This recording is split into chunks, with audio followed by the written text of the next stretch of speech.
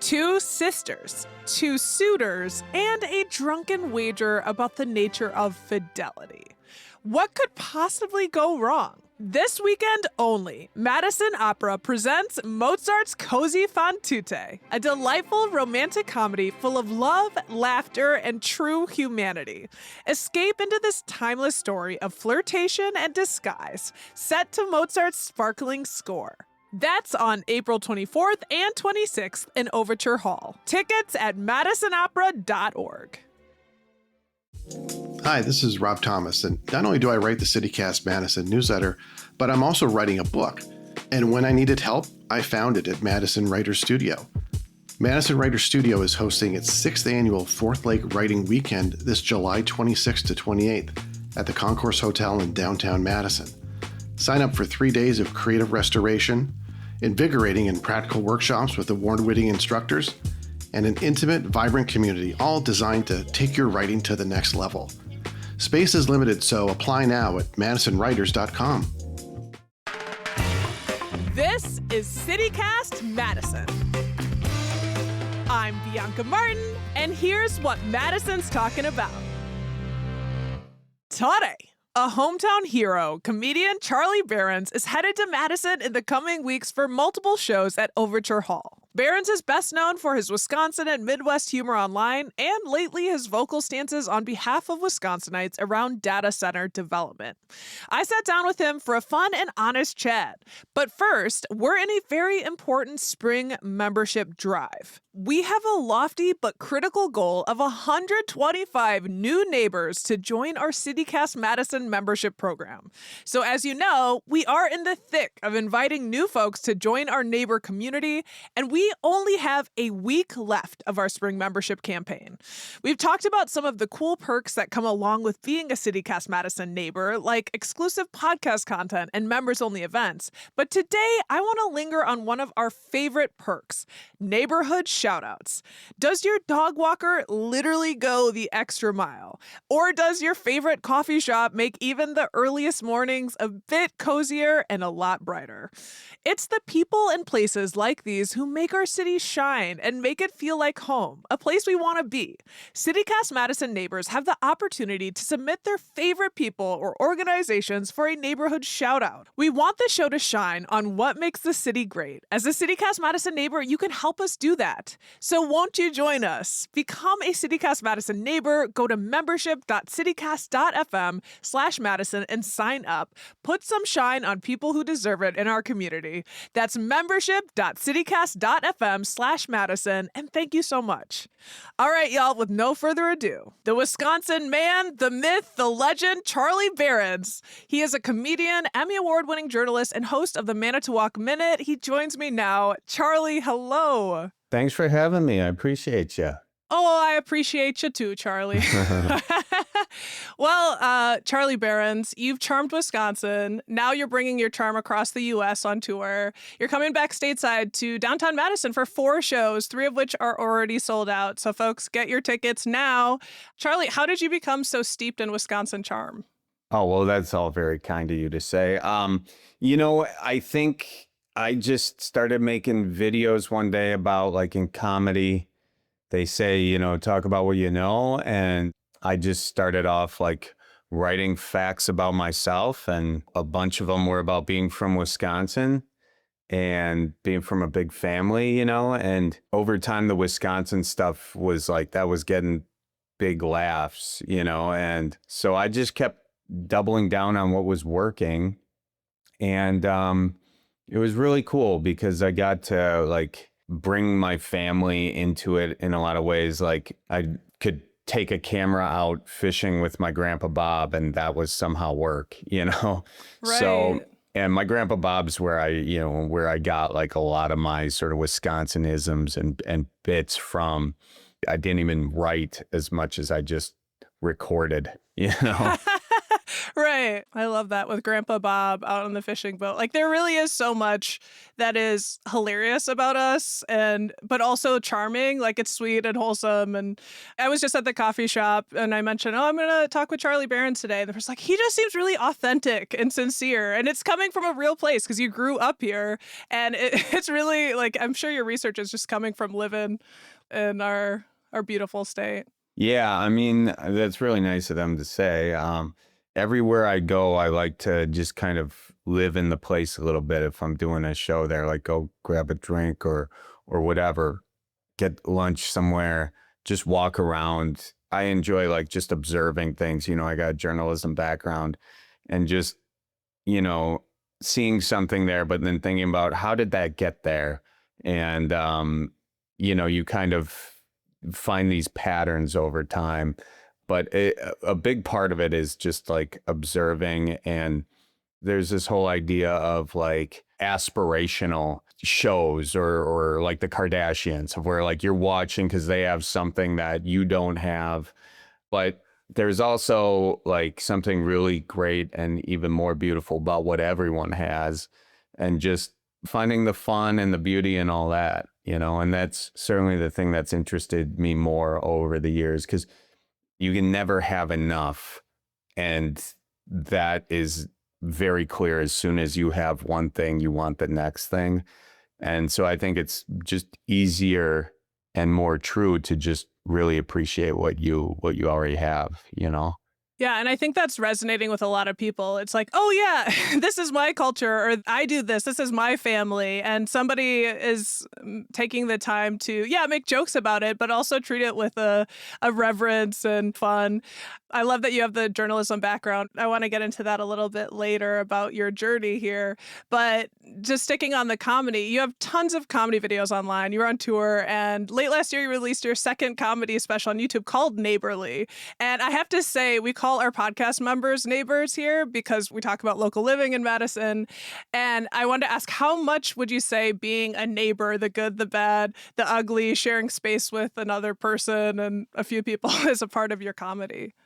Yeah, I mean, that's really it, you know, is in the Midwest, what we're known for is just being friendly and going and helping out even when, you know, the help isn't wanted or desired, but you sort of do it anyway. Your unsolicited neighbor drop in? Yeah, exactly. I'm just popping by. You got a beer in there or what's a guy got to do to get a beer? There's just so much about the Midwest that is being a good neighbor and taking care of the people around you. And, you know, I think it's something that the rest of the country can really borrow from and find the joy in it, you know?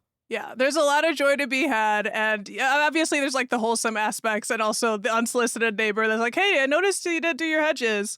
And here in Madison, we've got a lot of good neighbors and also folks that could learn to work together a little bit more and be be kind. I wanted to play a moment from one of your videos about team biker versus team driver, which felt super Madison coded to me.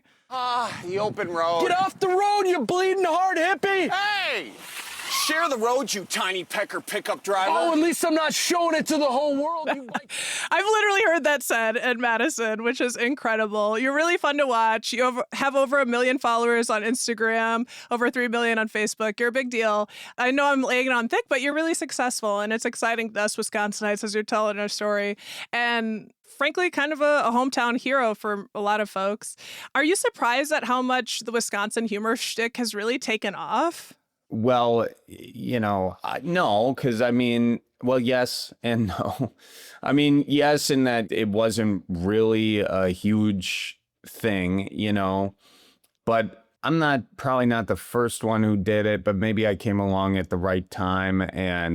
But I think Wisconsin's great. It's my favorite place in the world, obviously, you know, and I'm thankful that maybe I've helped portray it in a light that helps others see that or helps like some people maybe be proud of where they were from, whereas before they weren't, you know, maybe it didn't have an identity or whatever. And I'm not going to take full credit for that. There's a lot of people making fun videos about Wisconsin and all that. And like, I wasn't the first, I won't be the last, but I'm glad that the stuff I have made sort of resonates with people and that they enjoy it, you know? I think part of what's cool is I feel like at this point you have to be like a Wisconsin-tologist, PhD in Matt LaFleur studies, a John Deere, black belt in venison. I like that. That's good. Black belt and venison. I'll take that.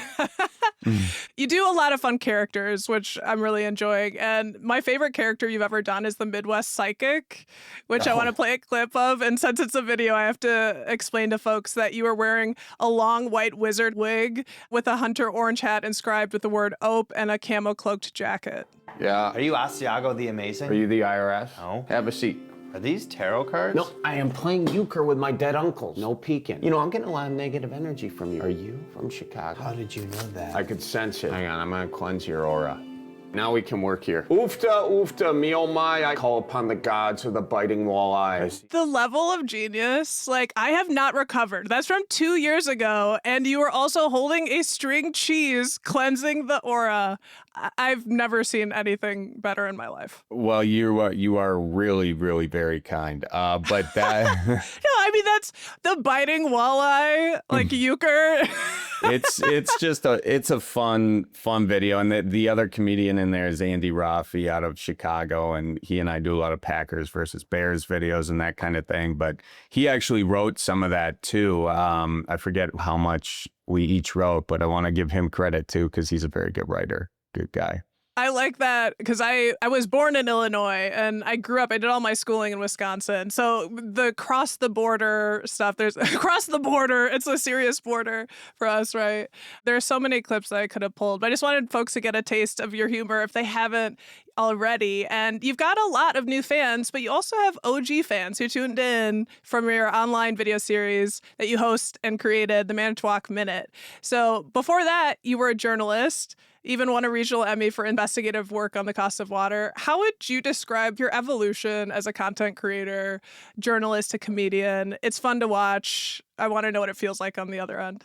Yeah, I mean, it's definitely just a thing of where you experiment with stuff and you try to follow your passion and see where it leads you and, not be afraid to fail. I think that's really a big part of it right there. I think a lot of times in my life where I haven't put out certain things because I was like, what if it doesn't do good, and you kind of let your ego get in the way a little bit. Like, I think I first had the idea for the Manitowoc Minute in like 2014. And it took me a few years to kind of just get around to getting it out. It just takes putting one foot in front of the other and just creating something. What happens is sort of secondary. It's just that idea of creating something that once you decide to do that, you learn quickly if this works, if something else would work, Mm-hmm. And so, but really just getting over the fear of failure, I suppose. And you have reps, right? It's an iterative process where it's like, okay, now you've got hundreds of videos, you've had hundreds of conversations, and you start to get a little bit more comfortable with it. And I appreciated your point earlier about how being a journalist, you're very observational. That's also a great thing for a comedian, right? Where you're clocking, well, why is this like this? And the little idiosyncrasies.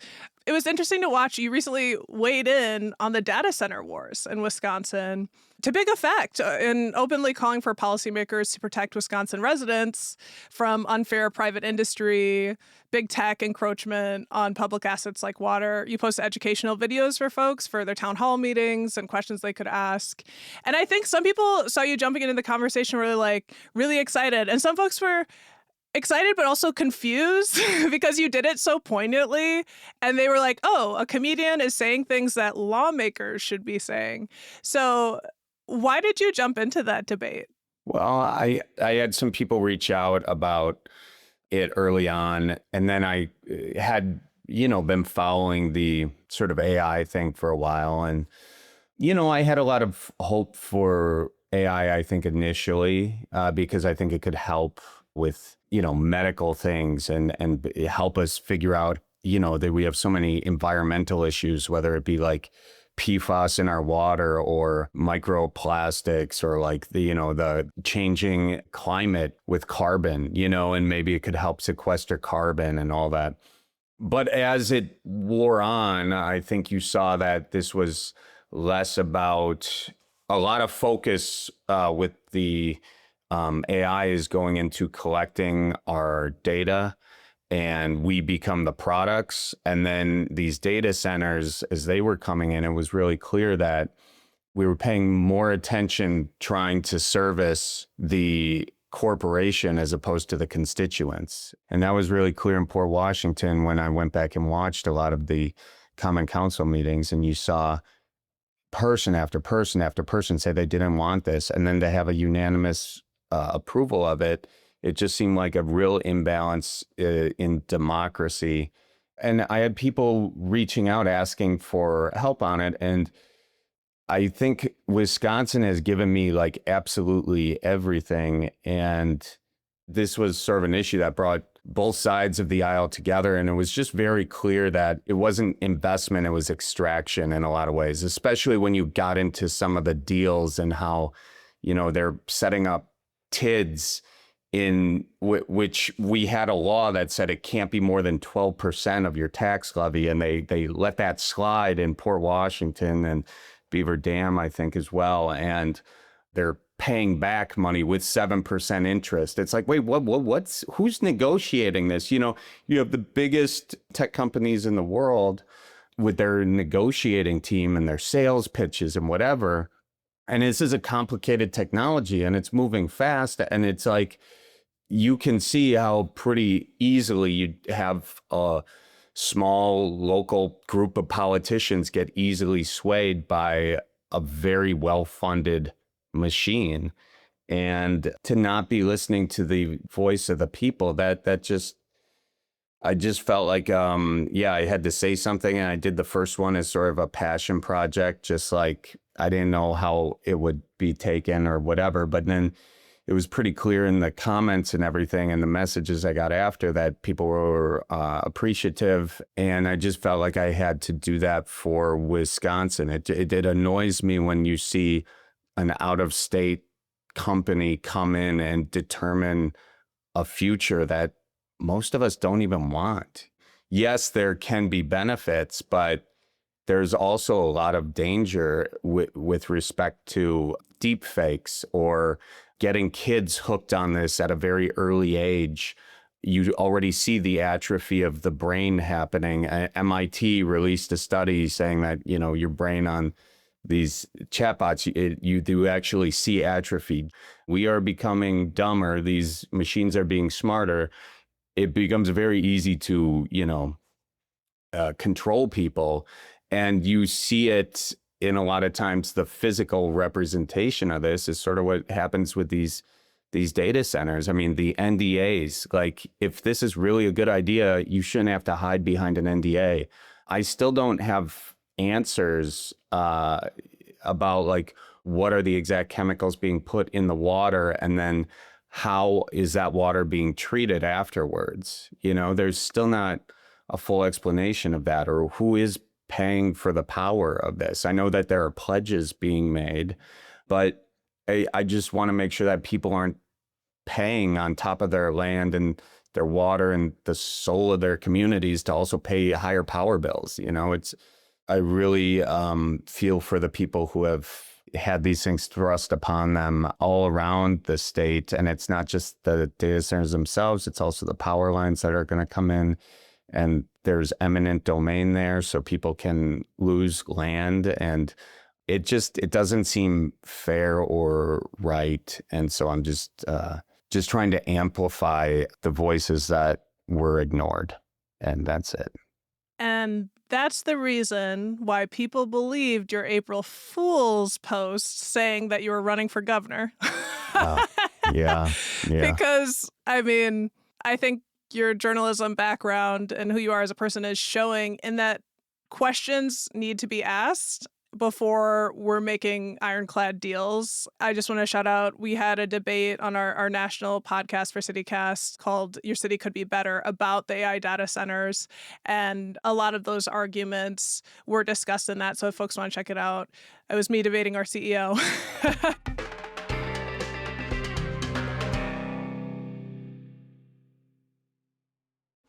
Hey y'all, it's Haley Sperling here, executive producer at CityCast Madison. We've officially kicked off our spring membership campaign, and we have something really special for new neighbors who join over the next 2 weeks. Maybe you've seen Oxford Pennant's wool pennants on Instagram or hanging around your favorite local spot. They've done collabs with some of my favorite artists like Joni Mitchell, John Prine, Fall Out Boy, and My Chemical Romance, and now they've made one just for us. It's blue, has our city name front and center, a flamingo icon, obviously, and says, "I live here on purpose," because we do. These are designed specifically for CityCast Madison. You're not going to find them anywhere else but right here during this membership drive. So get in on this while you can. Plus, when you become a CityCast Madison neighbor, you're also getting ad-free listening, invitation to our members-only events, and more. It's $10 a month or $100 a year and goes directly to supporting this show and the team of locals who make it. Join by April 24th to get that pennant at membership.citycast.fm/Madison. Again, that's membership.citycast.fm/Madison. Remember when I was talking about neighborhood shoutouts at the top of the show?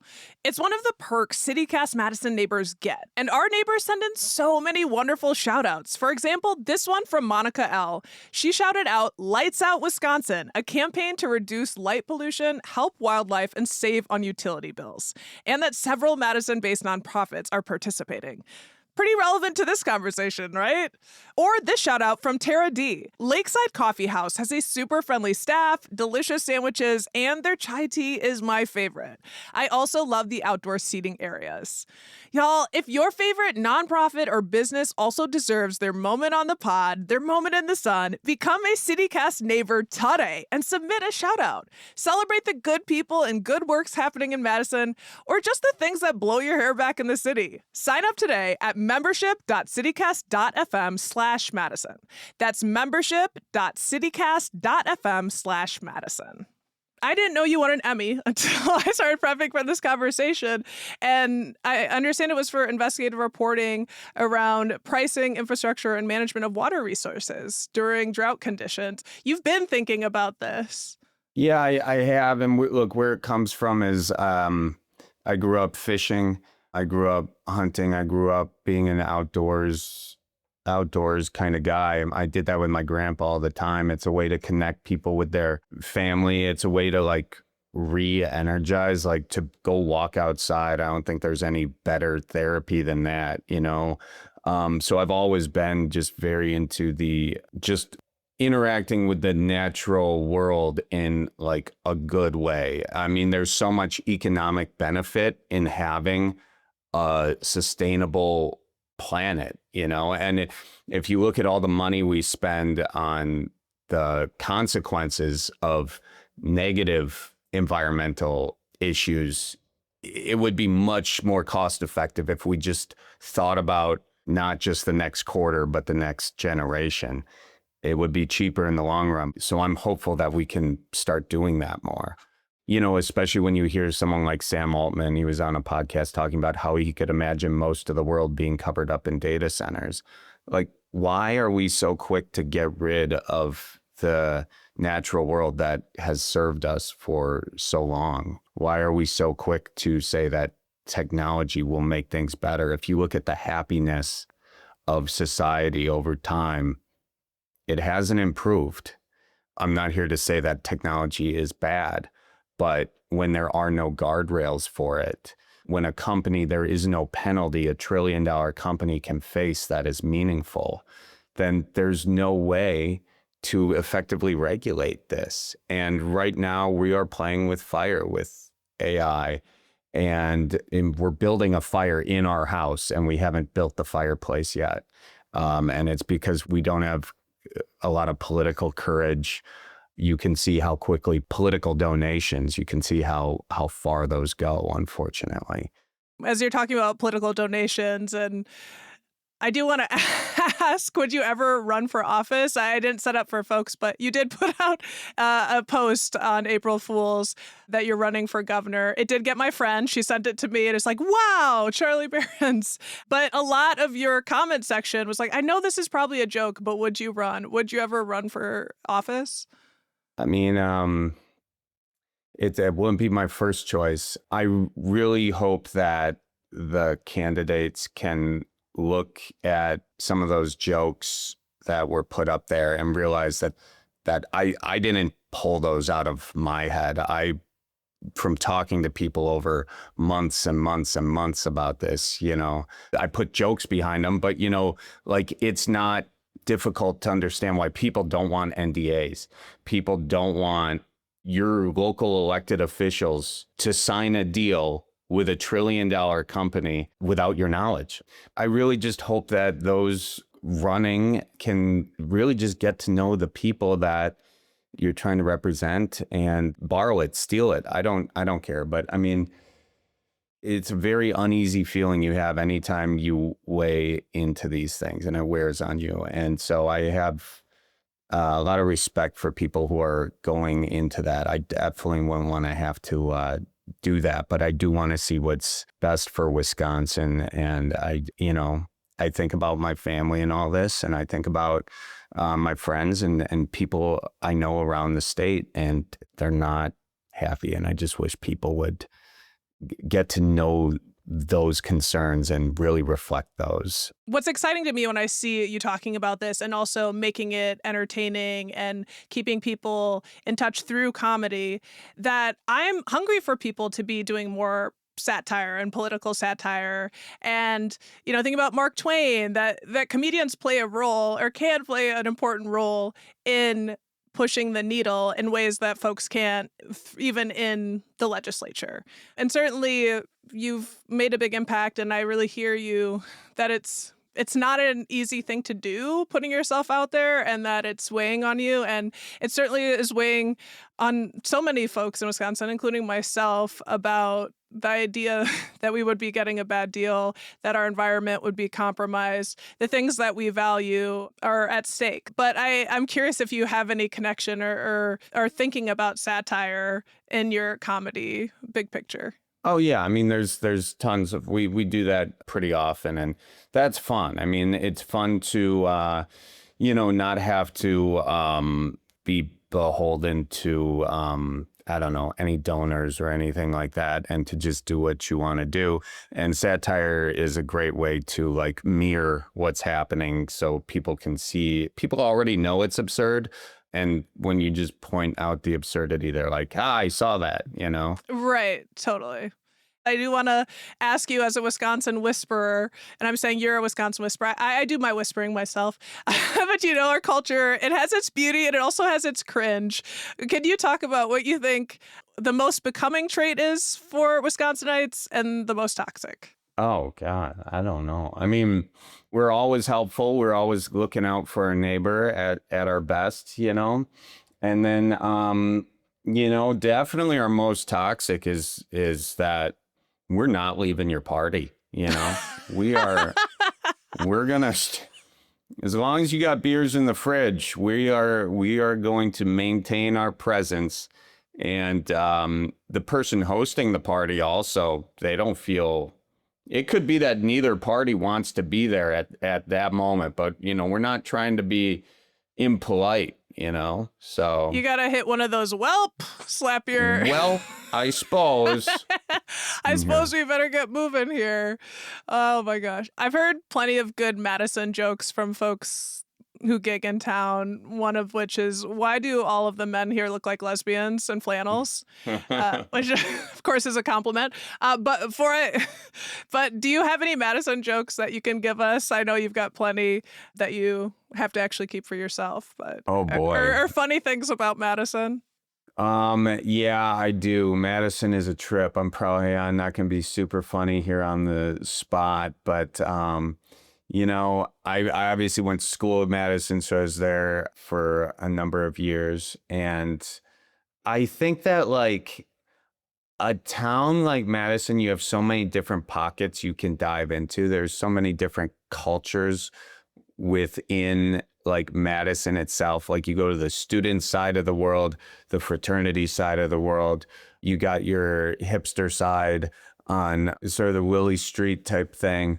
And then your whole political mess over like by the not Mass, but The Capitol, yeah. the Capitol, yeah. And so It's a bit of a mess. it can get messy sometimes, but it's like a potluck of people, in Madison, and you just bring whatever to the table, and no one's gonna say no, that's too weird for Madison. It's kind of like, yeah, you put that right over there. That sounds good.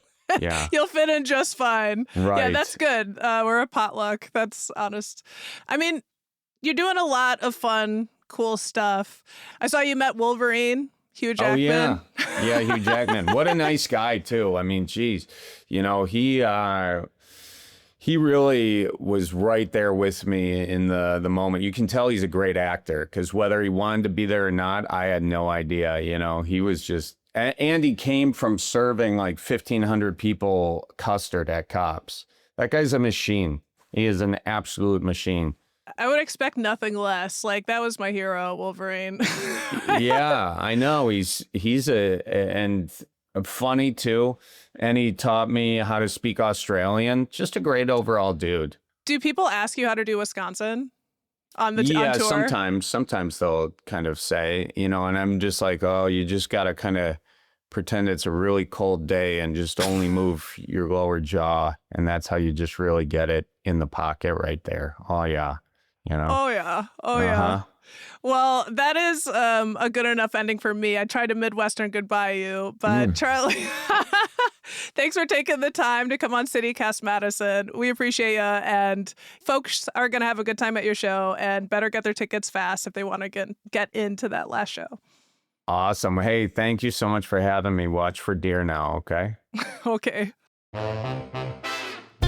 That's Charlie Berens, comedian, Emmy Award-winning journalist, and host of the Manitowoc Minute.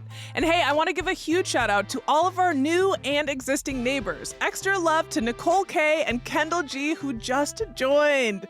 You keep the show going. It's the neighborly way. If you've ever considered becoming a neighbor, now's the time. Join in on the fun and the great content that connects you to your city. If you join this week, we'll send you a CityCast Madison Blue Oxford wool pennant to rep your CityCast Madison love. Our membership is $10 a month or $100 a year, and it directly supports the work we do here.